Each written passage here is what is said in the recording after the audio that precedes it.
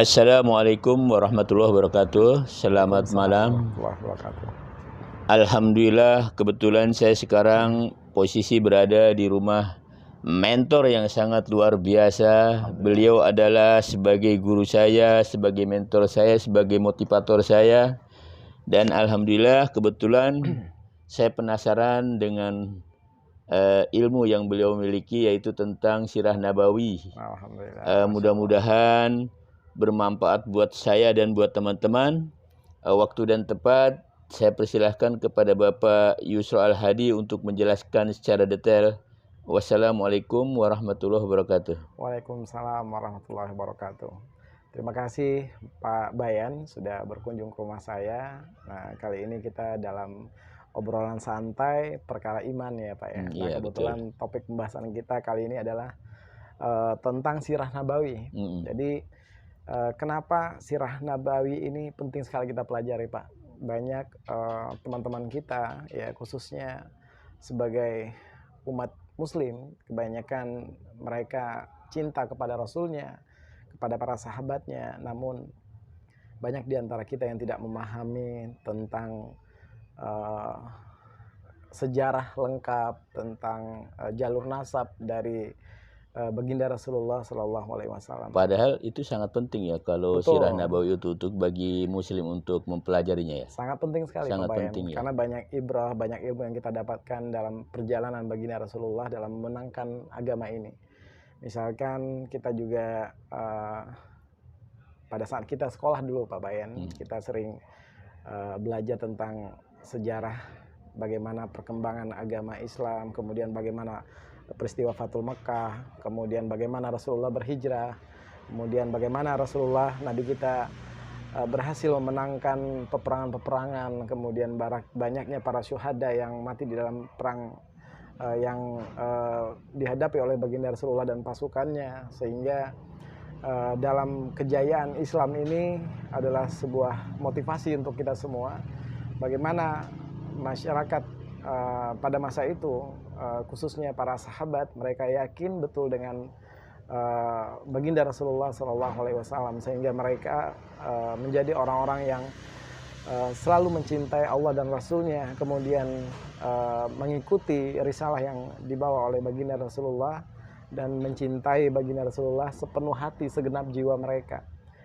Nah, pada kesempatan kali ini, sebelum kita membahas panjang lebar tentang perjalanan baginda Rasulullah, kita akan membahas terlebih dahulu jalur nasab kakek buyut Nabi kita Muhammad SAW. Jadi kita berawal dari gini Pak Bayan, membahas tentang sirah ini tentunya kita akan bahas dari kakek buyut beliau, yaitu Nabi Allah Ibrahim alaihissalam. Dan tentunya ini bersambung nasabnya kepada Nabi Allah Adam alaihissalam, dari putranya Sid, kemudian Idris, dan seterusnya hingga nanti kepada Nabi Nuh alaihissalam. Nah, sebagaimana kita ketahui bahwasanya sejarah peradaban manusia ini dimulai dari cikal bakalnya ini dari 4 orang atau 3 orang anak dari Nabi Nuh yang kita kenal, Sem, Hem, Yefit. Sementara Kan'an anaknya tidak naik ke atas kapal karena beliau ini tidak mengikuti risalah yang dibawa oleh ayahanda Nabi Allah Ibrahim. Jadi akhirnya Kan'an ini tenggelam di samudra yang pada saat itu banjir bah. Ya, kemudian 3 orang anaknya ini merupakan cikal bakal peradaban manusia. Jadi dari Sem ini nantinya akan melahirkan anak-anak keturunan mereka dari bangsa Arab, bangsa Eropa, kemudian bangsa-bangsa yang ada di Jazirah Arab pada umumnya. Kemudian kita kenal bangsa Persia, kemudian Romawi dan segala macam. Kemudian dari suku dari anak yang kedua bernama Hem, ya. Ini Hem ini adalah anak-anak mereka yang memiliki ciri berkulit gelap. Nah, kita kenal yaitu orang-orang dari bangsa Afrika, Pak Bayan. Jadi yang berkulit hitam. Jadi kita kenal Ethiopia, ada Sudan, ada sebagian besar Mesir juga kan. Kemudian ini adalah wilayah-wilayah yang yang lahan yang cuacanya panas. Nah, makanya anak-anak keturunan dari Ham ini memiliki ciri-ciri berkulit hitam. Kemudian ada yang ketiga adalah Yefit. Nah, Yefit ini anak-anak mereka melahirkan suku bangsa yang umumnya juga sebagian besar ini adalah bangsa Asia. Kemudian ada bangsa Turki, kemudian ada nanti kita kenal Ya'jud dan Ma'jud. Nah, ini termasuk dari keturunan Yefit ini. Nah, kali ini kita akan bahas anak beliau dari Sem, yang bernama Sem. Nah, Sem ini nantinya melahirkan juga diantaranya adalah bangsa-bangsa Arab. Nah, sebagaimana kita ketahui bahwasanya nenek moyang dari Nabi kita, Nabi Allah Ibrahim alaihissalam, beliau adalah seorang Nabi yang diutus oleh Allah di daerah Irak, Babilonia. Kalau dulu kita kenal daerah Irak itu, kalau sekarang Irak itu Pak Bayan. Dulu Babilonia atau Mesopotamia, di masa kejayaannya bahwa ini adalah negeri yang memiliki peradaban besar, kemudian dikenal di seantero dunia pada masa itu. Nah, di sini ada seorang raja yang berkuasa yang bernama Namrud. Namrud ini adalah raja yang memiliki kekuasaannya sepertiga wilayah dunia pada masa itu. Kemudian hingga pada puncaknya dia mengakui bahwa dirinya adalah Tuhan. Kemudian Nabi Allah Ibrahim berdakwah kepada Raja Namrud ini, namun tidak mau mengikuti risalah yang dibawa oleh Nabi Allah Ibrahim. Akhirnya Raja Namrud ini dihinakan oleh Allah dengan mati terbunuh oleh seekor lalat kecil. Jadi dihinakan oleh Allah. Nah, setelah Nabi Allah Ibrahim berdakwah, setelah kematian Raja Namrud ini, kemudian Nabi Allah Ibrahim melanjutkan perjalanan beliau bersama istrinya bernama Sarah untuk melanjutkan dakwahnya ke negeri Palestina, Pak Bayan. Jadi sebelum beliau mampir di Palestina, beliau sempat singgah di sebuah negeri yang bernama Mesir pada saat itu. Nah, di daerah Mesir, Pak Bayan, itu ada seorang raja yang berkuasa. Nah, di mana raja yang berkuasa kalau di daerah Mesir pada saat itu disebut dengan Fir'aun.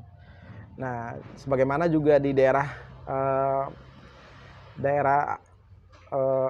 kita kenal Ethiopia. Nah, di situ ada seorang raja yang bernama Najasyi. Nah, ini raja-raja yang berkuasa pada masa itu. Kemudian di daerah Romawinya itu kita kenal bernama Kaisar. Kemudian di daerah Yaman kita kenal rajanya yang berkuasa bernama Raja Yaman itu apa sih namanya? Istilah rajanya disebut dengan Tuba. Nah, itu raja yang berkuasa di Yaman. Kemudian raja yang berkuasa di negeri Persia itu disebut dengan Kisra. Nah, itulah nama-nama raja-raja yang berkuasa pada masa itu.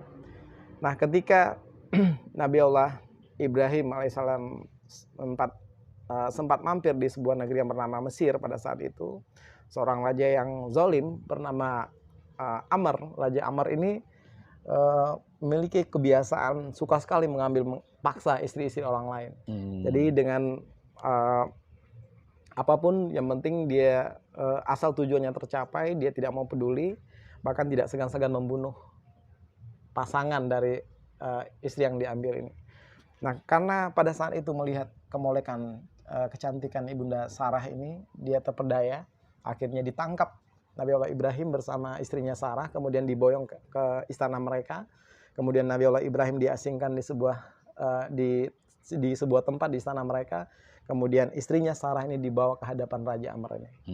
Nah, ini kisahnya. Nah, ketika melihat kecantikan dan kemolekan Ibunda Sarah ini, sang raja ini tidak kuasa menahan syahwatnya, Pak Bayan. Dia mencoba untuk menjamah. Akhirnya Ibunda Sarah ini berdoa kepada Allah. Raja tangan Amr ini tidak bisa dia gerakkan, alias stroke sebelah. Kemudian dalam kesakitan dia memohon kepada Ibunda Sarah untuk segera disembuhkan dari sakitnya. Kemudian Ibunda Sarah karena juga tidak tega melihat kesakitan Raja Amr ini, akhirnya memohon kepada Allah. Akhirnya tangan Raja Amr ini sembuh. Nah, baru selesai sembuh nih Pak Bayan, ceritanya dikisahkan bahwasanya dia mencoba untuk menjamah kembali. Ini kali yang kedua.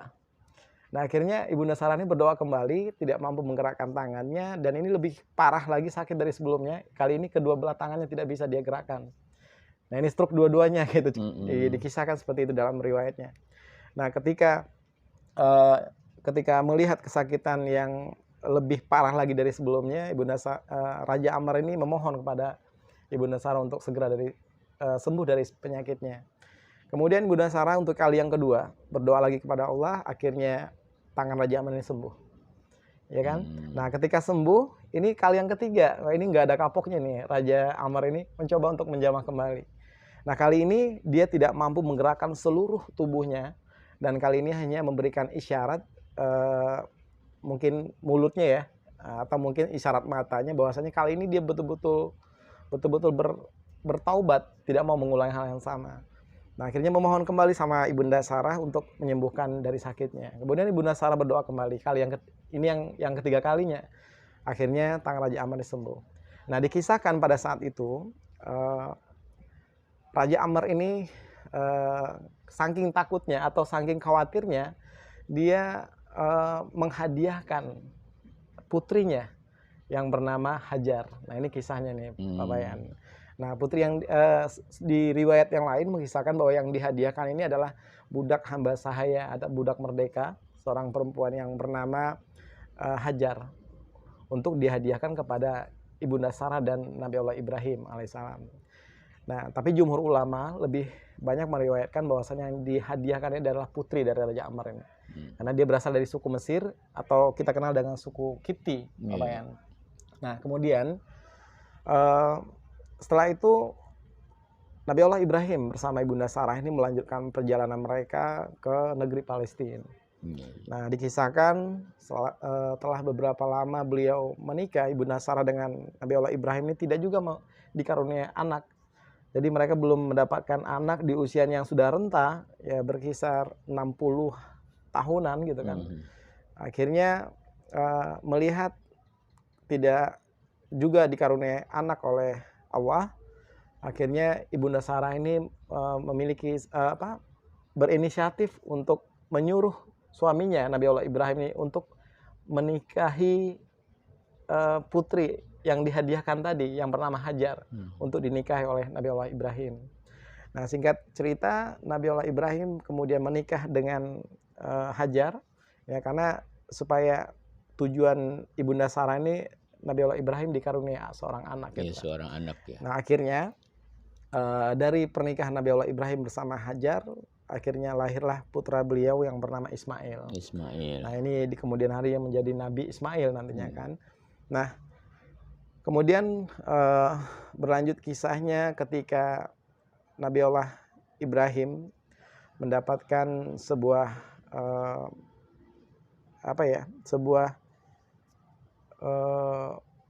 perintah dari Allah untuk membawa putranya Nabi Allah Ismail yang masih bayi ini bersama istrinya Hajar ke sebuah lembah yang tidak ada penduduknya, tidak ada yang tandus lagi gersang, di sebuah negeri yang bernama Bakah. Nah, Bakah ini adalah merupakan cikal bakal nantinya akan dibangun Ka'bah, ya kan? Nah, ini yang kita kenal sekarang Mekah. Nah, ketika beliau membawa istri dan anaknya ini ke sebuah lembah, ya, kemudian ditinggalkan istrinya di lembah tersebut. Kemudian istrinya bertanya, "Kenapa engkau tinggalkan kami di sini, wahai suamiku?" Kemudian Nabi Allah Ibrahim juga bingung untuk menjawab, karena ini sebenarnya adalah sebuah perintah dari Allah. Namun ya wajar seorang manusia normal, dan dia juga seorang rasul, dia bingung untuk mengutarakan pada istrinya. Kemudian pintarnya istrinya ini, Hajar, merubah pertanyaan kepada suaminya Nabi Allah Ibrahim, "Apakah ini Allah yang perintahkan, wahai suamiku Nabi Allah Ibrahim? Kalau ini memang Allah yang perintahkan, maka saya akan mematuhinya, kan tidak mungkin Allah akan menyia-nyiakan kami untuk tinggal di sini." Nah, ini sekilas kisah yang kita kisahkan, bahwasanya sejarah mulai ketika Nabi Allah Ibrahim meninggalkan istrinya bersama putranya Ismail yang masih bayi ini, kemudian Hajar melakukan tawaf, melakukan sa'i banyak 7 kali dari Bukit Safa, Bukit Marwah banyak 7 kali, bermaksud untuk mencari mata air ya, karena beliau juga sudah kehabisan stok makanan dan juga minuman. Akhirnya Allah takdirkan di bawah telapak kaki bayinya Nabi Allah Ismail muncullah sumber mata air Zam-Zam. Ini kisahnya. Nah, ketika sumber mata air Zam-Zam ini ditemukan oleh Ibunda Hajar, nah dikisahkan ada segerombolan atau sekabilah dari negeri Yaman, di mana Yaman ini kita kenalkan daerah daerahnya dulunya adalah daerah yang subur. Kemudian negeri yang terkenal Badratun Thayyibah, kemudian negeri yang dikaruniai oleh Allah dengan berbagai macam tanaman dan tumbuh-tumbuhan dan sayur-sayuran yang bagus kualitasnya, hingga suatu ketika hancur luluh lantah sebuah bendungan yang sangat terkenal di daerah itu bernama Sa'dul Ma'rib. Nah, ketika bendungan Sa'dul Ma'rib ini hancur luluh lantah, kemudian masyarakatnya berpencar untuk mencari kehidupan di luar kota tersebut. Nah, akhirnya kabilah yang berasal dari Yaman ini, tepatnya yaitu kabilah Jurhum, Mbak. Kabilah Jurhum, karena di daerah padang pasir mereka melihat pertanda kalau di situ ada burung air, yaitu mereka melihat ada burung yang berputar-putar melintasi wilayah tersebut, sehingga dia berusaha untuk mendekat dan akhirnya ternyata benar mereka melihat ada sumber mata air dan bertemu dengan Ibunda Hajar bersama putranya Ismail. Nah, kemudian kabilah Jurhum ini meminta izin kepada Ibunda Hajar untuk menetap untuk meminta air dulu nih, untuk minta air, kemudian mereka barteran, mereka bawa perbekalan makanan dan ditukar dengan air Zam-Zam yang ditemukan oleh Ibunda Hajar ini. Nah, akhirnya Ibunda Hajar ini mempersilahkan kepada kabilah Jurhum untuk mengambil air Zam-Zam secukupnya. Kemudian kabilah Jurhum bermaksud hendak meminta izin untuk menetap di wilayah tersebut. Nah, singkat cerita, mereka membangun sebuah peradaban di wilayah tersebut, terbentuklah kota Mekah. Nah, itu sejarahnya, Pak Bayan. Gitu. Nah, ketika Nabi Allah Ismail beranjak dewasa, kemudian Nabi Allah Ismail ini menikah dengan salah satu anak dari kabilah Jurhum. Kemudian dari istrinya ini yang bernama Rihlah binti Mudad bin Amr. Nah, ini adalah istri kedua sebenarnya. Istri pertamanya bernama Imarah binti Sa'ad, kalau saya tidak salah. Nah, ini istri dari istri pertama dari Nabi Allah Ismail.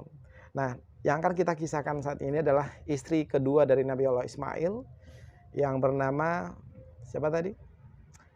Istrinya yang bernama Sa'ad bin Imarah.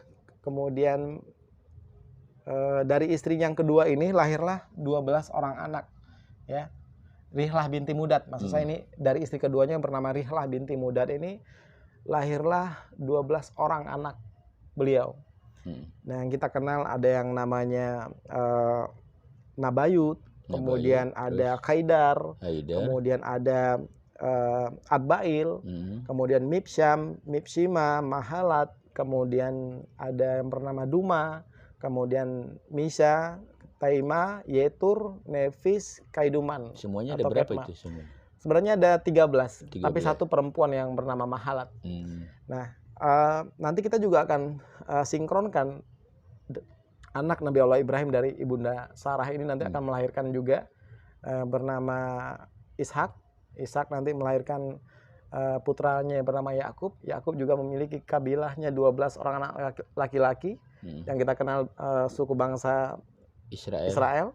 Nah, di situ juga ada anak perempuan yang bernama Dina. Nanti akan kita kisahkan. Nah, kita akan lanjut dulu kisah tentang anak-anak keturunan dari Nabi Allah Ismail bersama 13 orang putranya ini, 12 orang putra, 1 putri. Nah, kita akan bahas bahwasanya yang bersambung nasabnya yaitu anak kedua, Pak Bayan, yang bernama Haidar. Haidar. Nah, Haidar ini sebagaimana baginda Rasulullah Shallallahu Alaihi Wasallam dalam riwayatnya yang kuat, periwayatan hadisnya,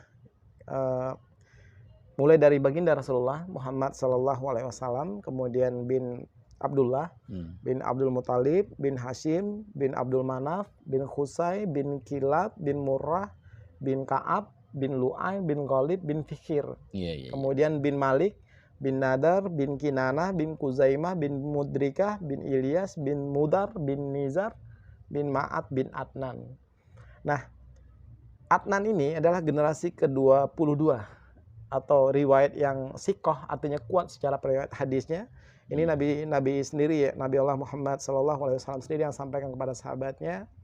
Kemudian sebenarnya ada sekitar 40 jalur nasab lagi yang lost, yang sebagian riwayat yang lain ada yang mengisahkan tentang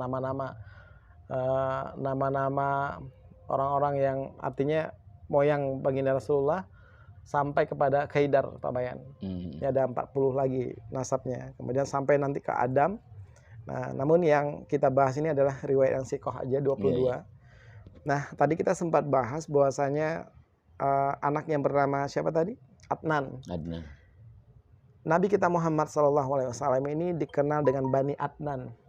Nah, sebagaimana di dalam kitabnya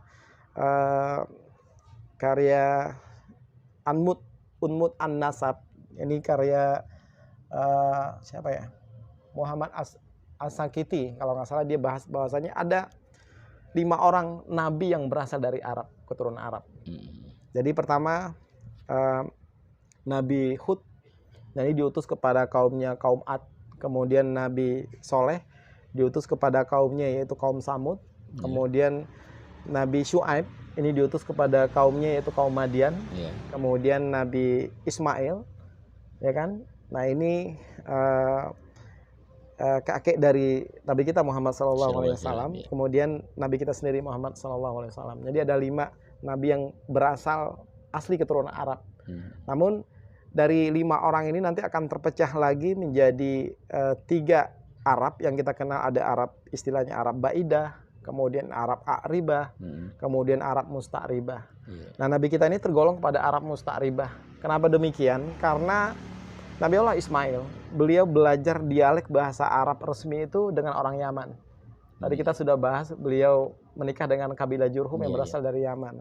Maka keluarlah istilah Arab Musta'ribah untuk Nabi kita. Nah, kalau Arab Baidah ini tergolong pada suku Arab tertua. Ya, yang saya sampaikan tadi, kaum Samud, kaum Ad, kaum Madian, kemudian ada Yetur, Wabar, Abil, Hadramaut, dan segala macam. Nah, kalau dari Arab A'ribah, ini adalah Arab keturunan Yasjub bin Ya'rub bin Khatan, atau dikenal dengan Arab Khataniyah. Nah, Arab Khataniyah ini yang paling terkenal ada suku namanya suku Kahlan. Nah, diantaranya nanti kita akan bahas tentang ada Aus, ada Khazraj, suku-suku yang mendiami wilayah Madinah, suku asli Madinah itu sendiri. Nah, kita akan lanjutkan bagaimana tentang jalur nasab kakek buyut dari Nabi kita Muhammad SAW. Tadi kita sempat bahas 22 jalur nasab. Kakek baginda Rasulullah yaitu Abdul Muthalib. Nama lain beliau adalah Syaibah. Kemudian ayahnya adalah Hashim. Jadi dikisahkan ketika orang-orang yang menetap di wilayah Mekah ini, Pak Bayan, mereka hidup selama 500 tahun lamanya. Selama 500 tahun ini mereka ketika datang suku bangsa dari suku bangsa Khuza'ah, kemudian mereka berhasil menguasai wilayah Mekah pada saat itu. Nah, kita akan bahas tentang salah satu pemimpin mereka yang bernama Amr bin Luhail. Nah, Amr bin Luhail ini adalah seorang yang memiliki pengaruh yang luas. Beliau juga adalah seorang yang kaya raya, kemudian juga suka menolong sesama mereka dan juga baik. Namun orang ini adalah orang yang pertama kali mengganti ajaran yang dibawa oleh Nabi Allah Ibrahim dan Ismail. Nah, beliau inilah yang pertama kali membawa patung-patung berhala ke kota Mekah, Pak Bayan. Jadi selama 500 tahun itu masyarakat Mekah mereka beriman kepada Allah. Mereka berjanji mengucapkan wallahi segala macam, insya Allah. Nah, namun mereka mempersekutukan Allah dengan patung-patung berhala. Nah, ajaran-ajaran yang dibawa oleh Amr bin Luhail ini termasuk salah satu diantaranya ketika mereka memiliki anak perempuan mereka, yaitu harus dibunuh karena ini merupakan aib buat mereka. Kemudian banyak orang-orang Quraisy yang... Tapi saya mau tanya tuh yang masalah labaik Allahumma labaik yang dulu itu tuh, dulu ada perbedaan apa yang sekarang sama yang dulu itu? Ada. Itu jadi gimana itu perbedaannya? Ini yang dibawa oleh Amr bin Luhail. Jadi dia merubah talbiyah. Talbiyahnya seperti apa dia? Misalkan kalau yang diajak oleh Nabi Allah Ibrahim dan Ismail sebenarnya sama juga sama Rasulullah. Labbaik Allahumma labbaik. Labbaik la syarika laka labbaik. Innal hamda wa ni'mata laka wal mulk la syarika lak. Sampai di sini benar nih talbiyahnya. Nah, namun orang-orang Quraisy pada masa itu atas anjuran dari Amr bin Luhail ini menambahkan talbiyah kesirikan. Illa syarikan huwa tamliku huwa mamalak. Nah, artinya yang artinya tidak ada sekutu bagimu kecuali patung-patung berhala itu. Engkau menguasainya dan patung-patung itu tidak menguasai. Jadi yang talbiyah yang dipakai sekarang itu udah sangat sempurna ya. Nah, sejak baginda Rasulullah menjadi nabi dan rasul, yang tambahan ila syarikan huwa tamliku huwa mamalak ini dihapuskan. Ini adalah talbiyah kesirikan. Kemudian pada akhirnya atas anjuran dari Amr bin Luhail ini juga semua masyarakat Quraisy pada masa itu mereka mahir dalam membuat patung. Sehingga jika datang orang-orang yang nanti berhaji, berumrah ke kota Makkah, sehingga mereka membeli patung-patung tersebut diperjualbelikan oleh Amr bin Luhail. Nah, kemudian selanjutnya ajaran kesirikan yang dibawa oleh Amr bin Luhail ini seperti yang disampaikan di dalam surat Al-Maidah ayat 103. Jadi Allah sekali-kali tidak pernah mensyariatkan adanya bahirah, syaibah, wasilah dan ham. Akan tetapi orang-orang kafir itu mendustakan Allah sementara mereka sendiri tidak memahaminya. Nah, ini adalah arti dari surat Al-Maidah. Jadi ada hewan-hewan tertentu seperti misalkan saibah. Ya, saibah ini onta betina yang sudah melahirkan 10 kali anak betinanya, kemudian anak yang 10 itu dipotong kupingnya, dibelah. Kemudian dibiarkan begitu saja, nggak boleh diambil susunya, dagingnya, kulitnya. Pokoknya ini dipersembahkan oleh untuk dewa-dewa mereka, untuk patung-patung berhala mereka. Nah, minum dulu silakan kopinya. Siap.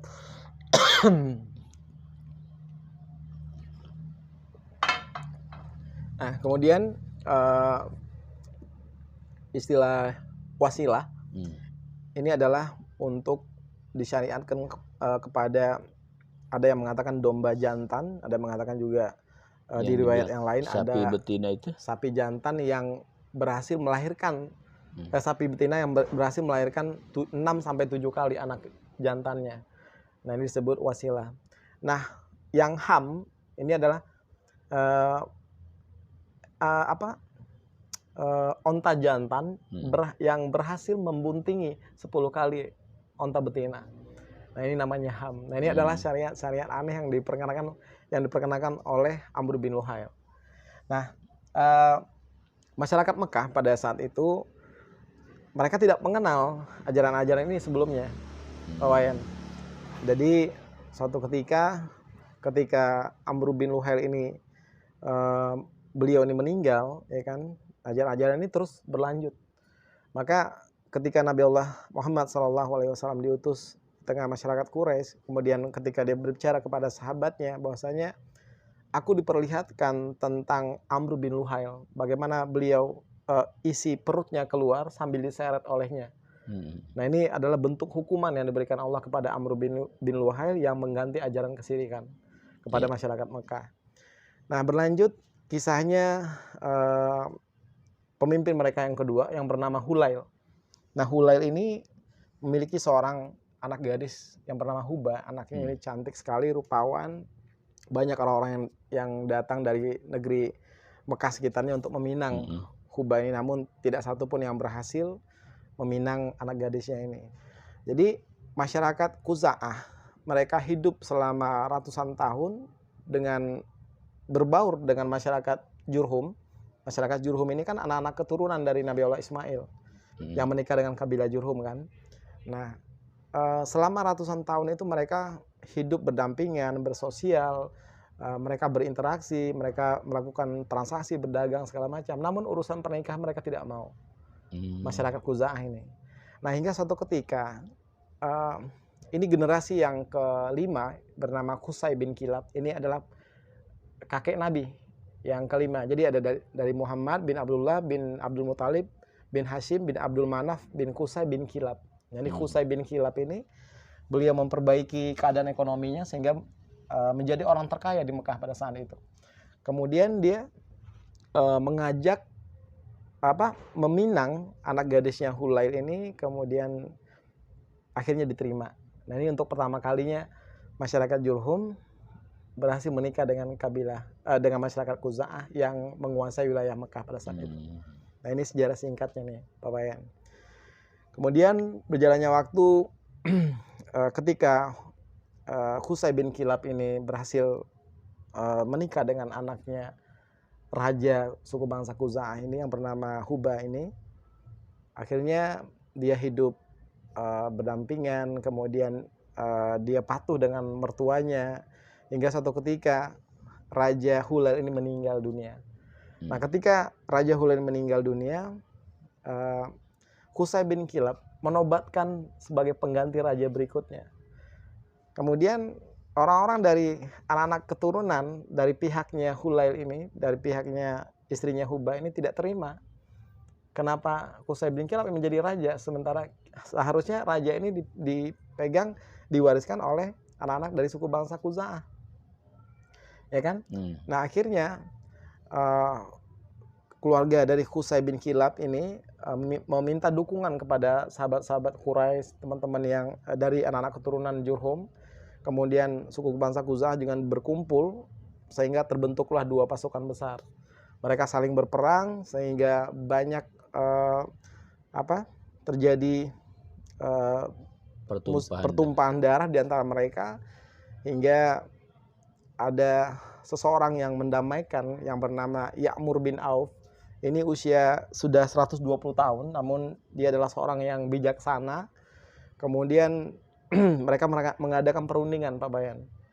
Dalam perundingan ini Ya'mur bin Auf ini bertanya kepada Qusay bin Kilab, "Wahai Qusay bin Kilab, kenapa engkau menobatkan dirimu menjadi raja? Sementara yang menjadi raja ini seharusnya dari suku bangsa Khuza'ah, artinya anak-anak keturunan dari Hulail ini. Nah, apa alasan Anda, wahai Qusay bin Kilab?" Kemudian disampaikan oleh Qusay bin Kilab bahwasanya kami ini adalah anak keturunan dari Nabi Allah Ismail, Nabi Allah Ibrahim. Bahwa kamilah dulu orang-orang yang membentuk peradaban di daerah sini, membentuk kota Mekah segala macam. Pokoknya dikisahkan kamilah dan seterusnya. Sehingga dari keluarganya kemudian Ya'mur bin Auf ini bertanya juga kepada anak-anak dari suku bangsa Khuza'ah, apa alasan kalian? Dan mereka tidak bisa berkata apa-apa karena mereka memang adalah penjajah di wilayah Mekah pada saat itu. Hingga keputusan yang akhirnya keputusan diberikan bahwa raja pengganti berikutnya adalah Qusay bin Kilab. Dari keturunan Nabi Allah Ismail, dari yang menikah dengan kabilah Jurhum. Nah, itu kisahnya. Nah, kemudian Qusay bin Kilab ini banyak melahirkan anak-anak mereka. Ada diantaranya Abdidar, kemudian ada diantaranya Asad bin Abdul Uzza, kemudian ada namanya Abdul Manaf.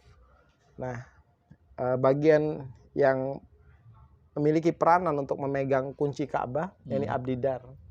Kemudian untuk memberikan makanan, minuman untuk para jemaah haji yang umroh ini kepada anaknya yang bernama Abdi Manaf. Nah, Abdi Manaf ini nanti melahirkan 4 orang anak. Di antaranya ada Abdusyam, kemudian ada Naufal, kemudian ada Muttalib, kemudian ada Hashim. Nah, Kita akan kisahkan insya Allah tentang siapa saja orang-orang yang memiliki peranan-peranan penting di wilayah Mekah nantinya.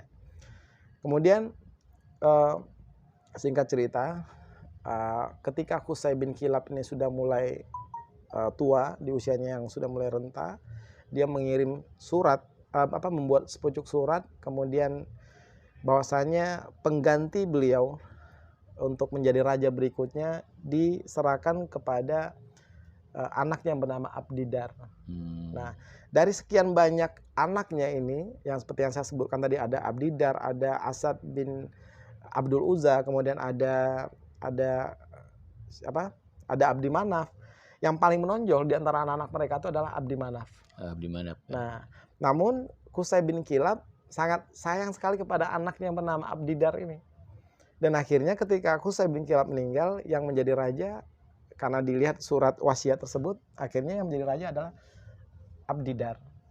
Nah akhirnya usulan ini diterima baik-baik oleh saudara-saudara mereka.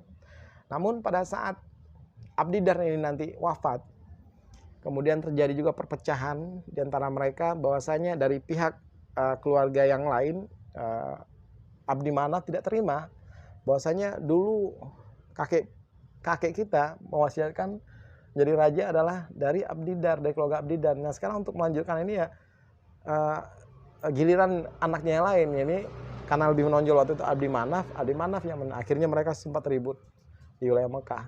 Mereka minta dukungan dan akhirnya mereka juga banyak akhirnya tidak jadi berperang, namun mereka melakukan perundingan dibuat